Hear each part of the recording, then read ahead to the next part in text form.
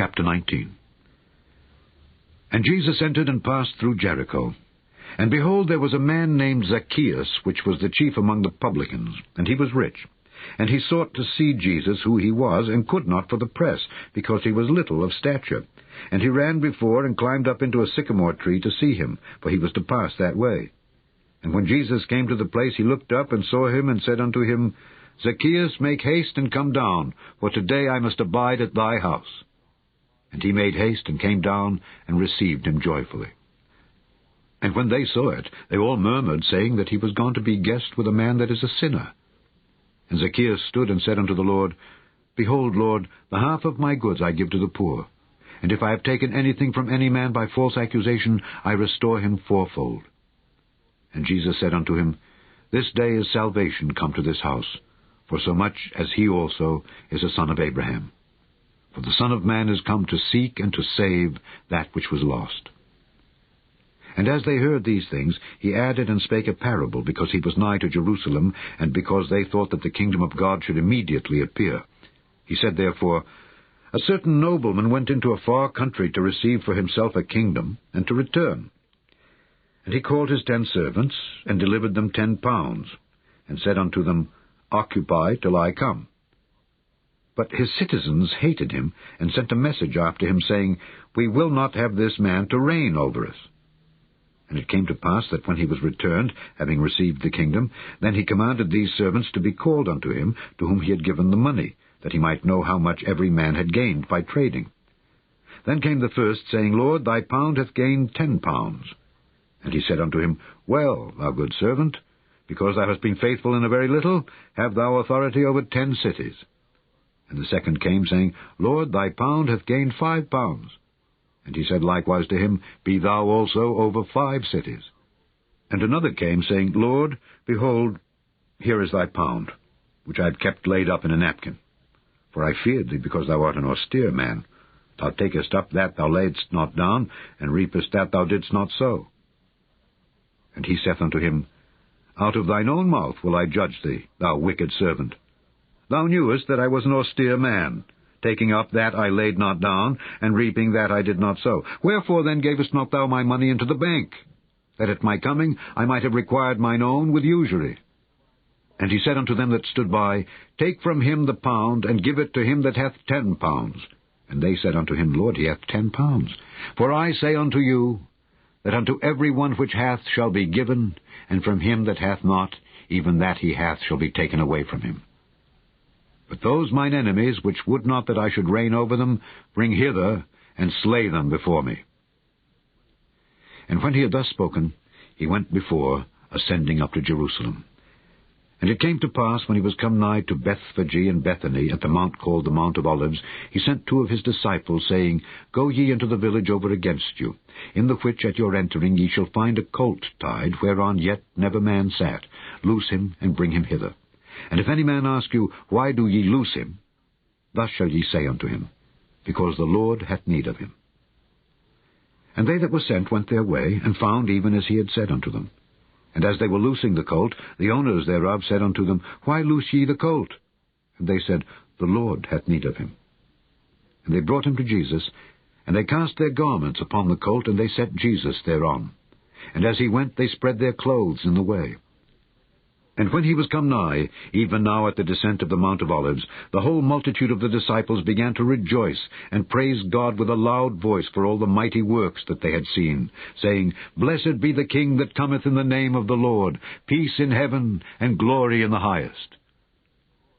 And some of the Pharisees from among the multitude said unto him, Master, rebuke thy disciples. And he answered and said unto them, I tell you that if these should hold their peace, the stones would immediately cry out.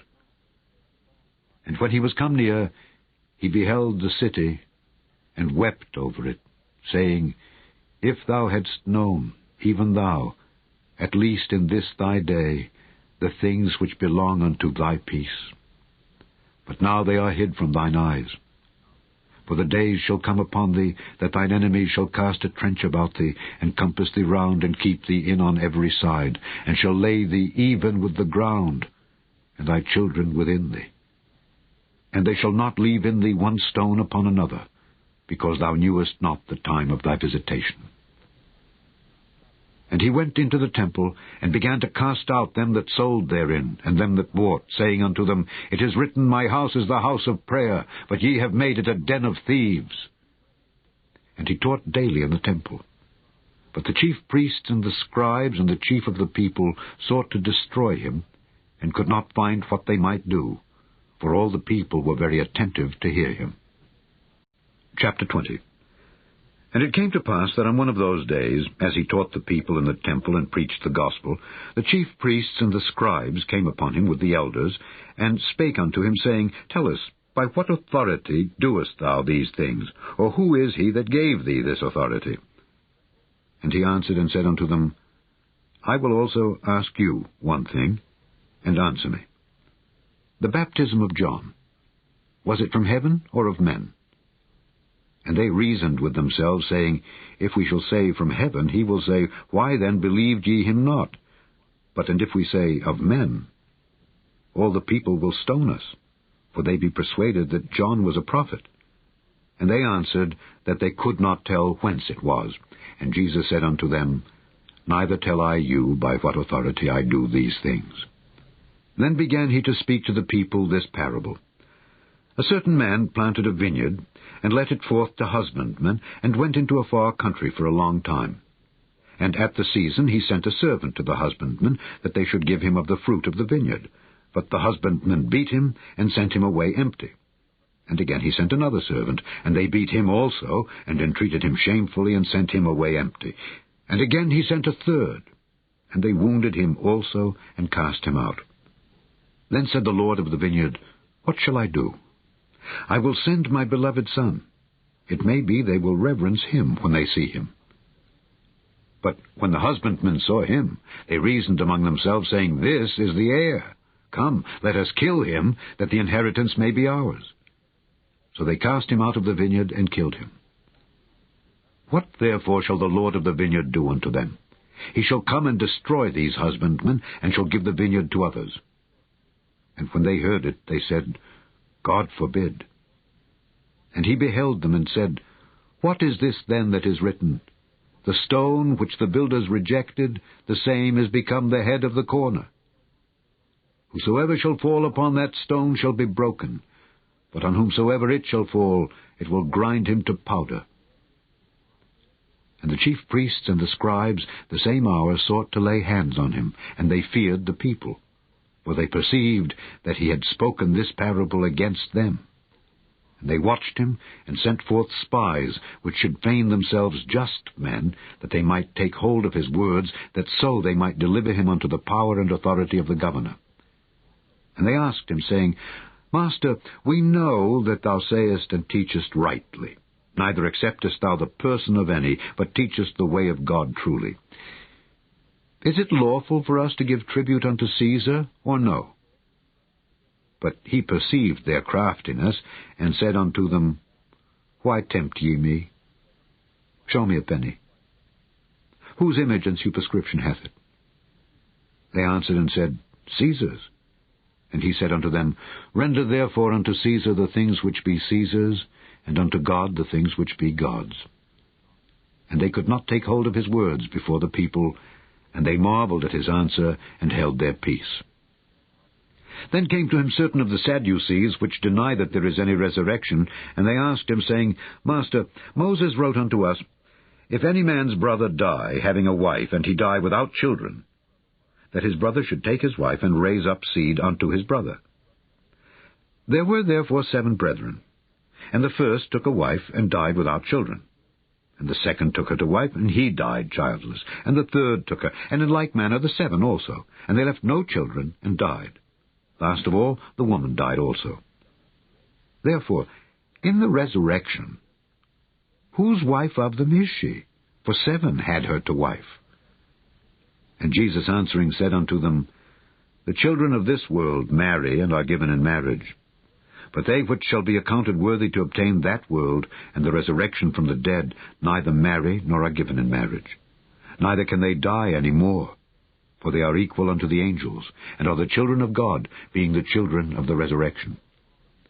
Now, that the dead are raised even Moses showed at the bush, when he called the Lord the God of Abraham and the God of Isaac and the God of Jacob.